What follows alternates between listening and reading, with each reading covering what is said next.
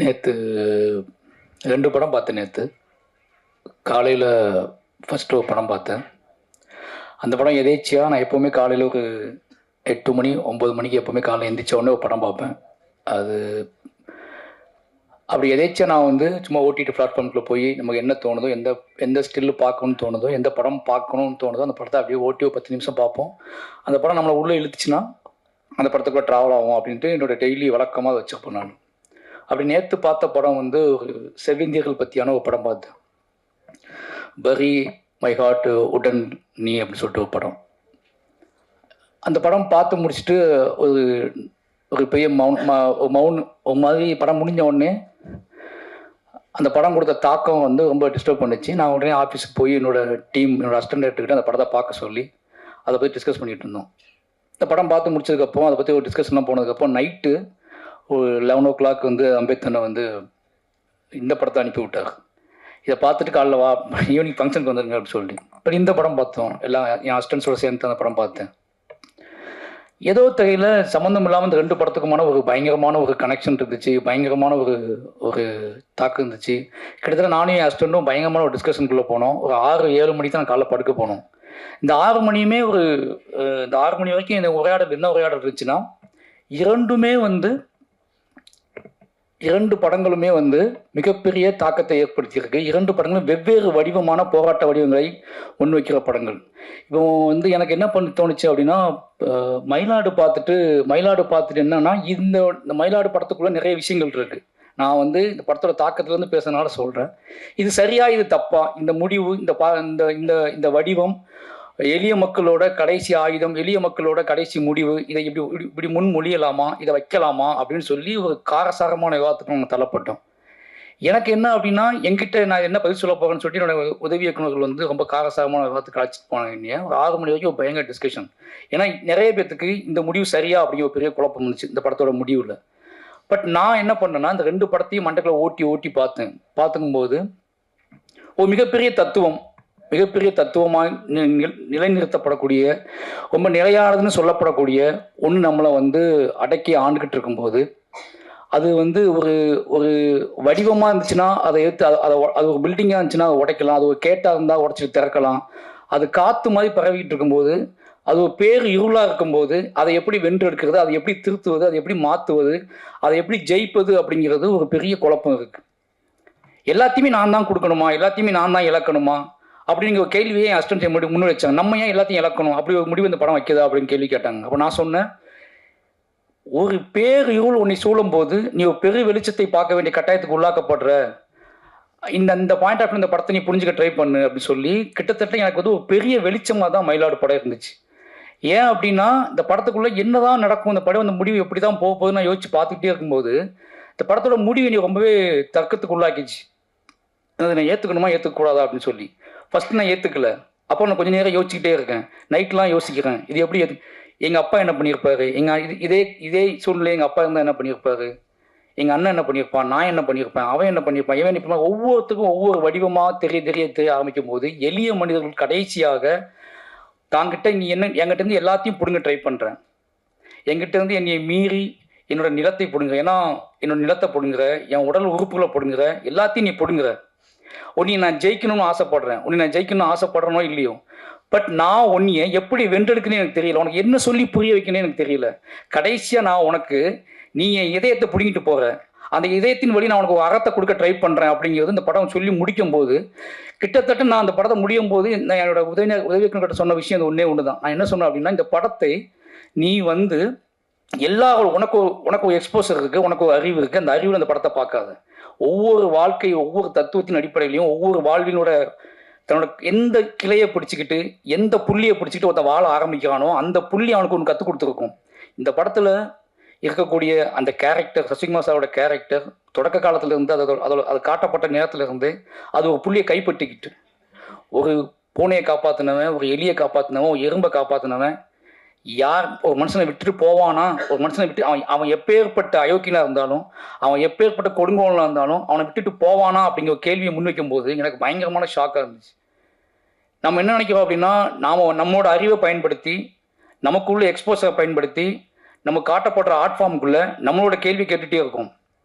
ஆனால் art form அப்படிங்கிறது நம்மளோட எக்ஸ்போஸை வச்சு மட்டும் பார்க்கக்கூடியது கிடையாது.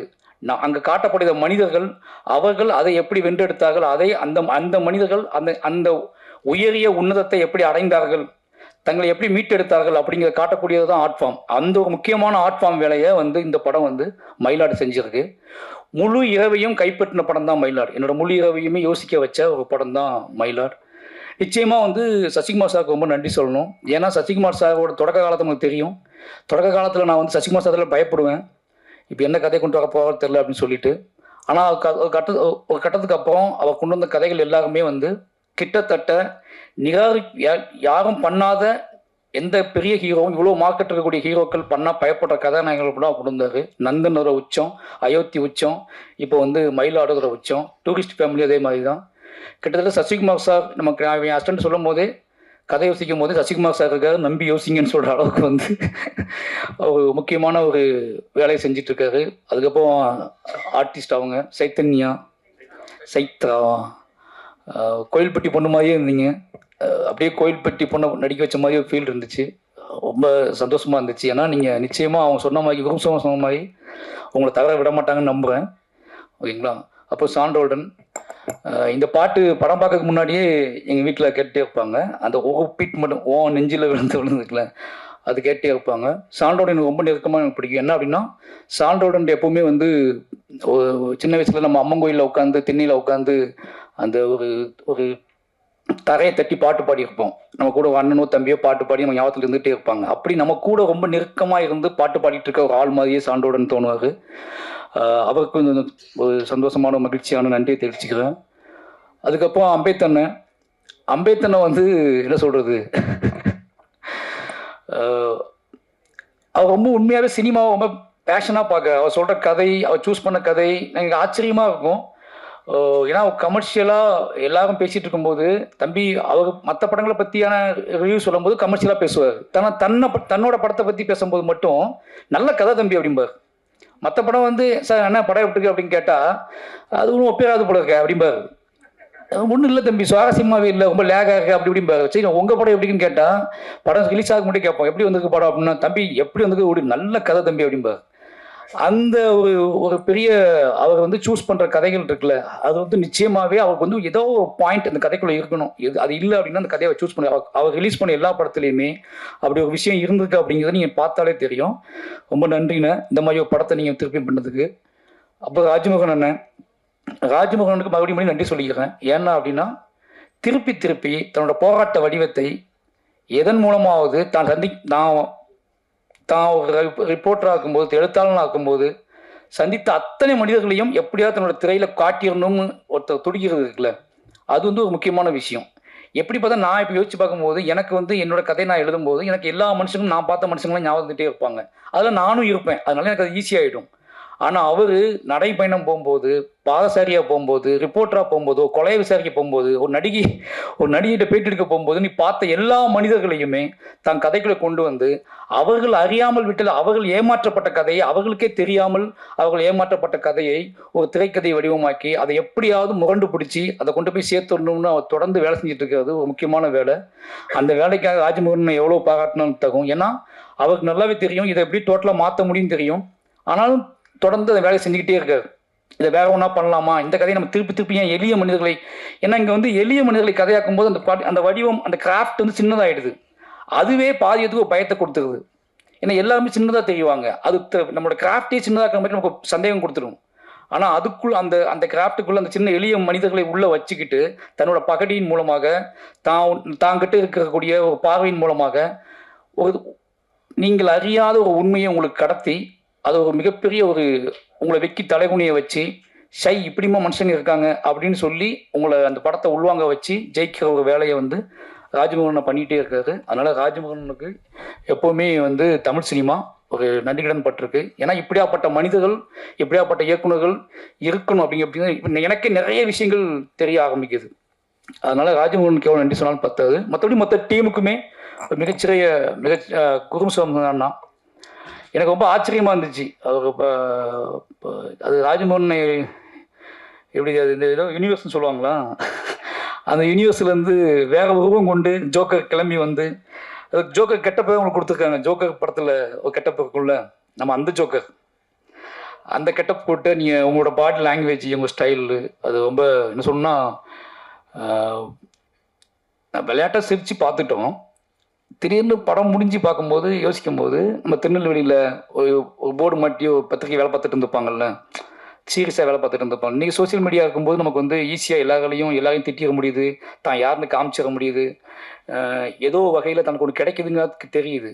ஆனால் ஆரம்ப காலகட்டத்தில் இந்த மாதிரி எங்கேயோ ஒருத்தங்க இருந்துக்கிட்டு எழுதிக்கிட்டே இருப்பாங்க, செஞ்சுக்கிட்டே இருப்பாங்க, கம்ப்ளைண்ட் போட்டுக்கிட்டே இருப்பாங்க, மக்கள்கிட்ட போய் எப்படியாவது சொல்லணும் துடிப்பாங்க அந்த உண்மையை.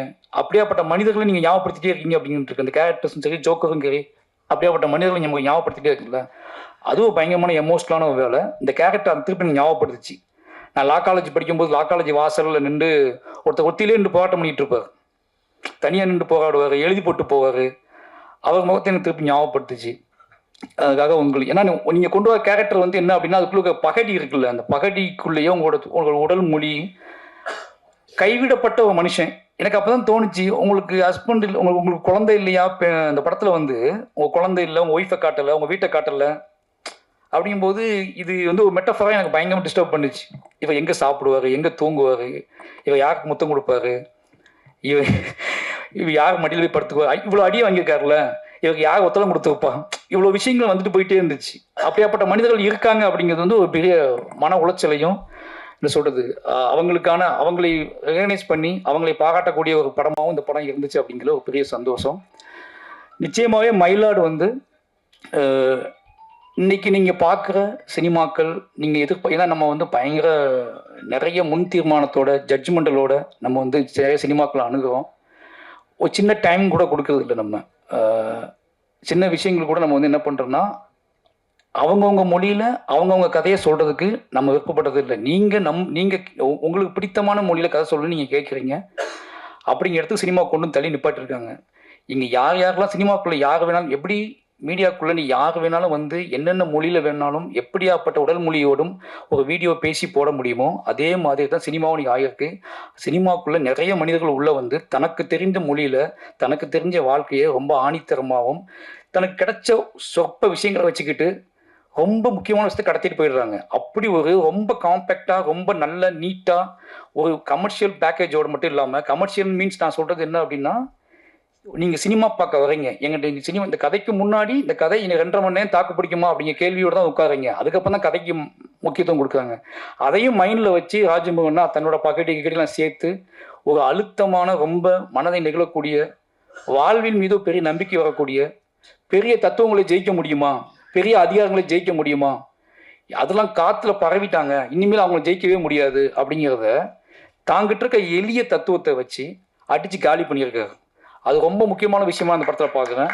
ஏன்னா வேற வழியே இவங்களுக்கு எப்படி ஜெயிக்கிறதுனே தெரியல. ஜெயிக்கவே முடியாதுன்னு நினச்சிட்டு இருக்க மனிதர்களை தாங்கிட்டு இருக்கிற ஒன்றே ஒன்று அறம், அந்த அறத்தை வச்சு ஜெயிக்க முயற்சி பண்ணியிருக்காரு. ஜெயிச்சிட்டார். அவருக்கு மொத்த டீமுக்கும் என்னோட நன்றியும் வாழ்த்துக்களும்.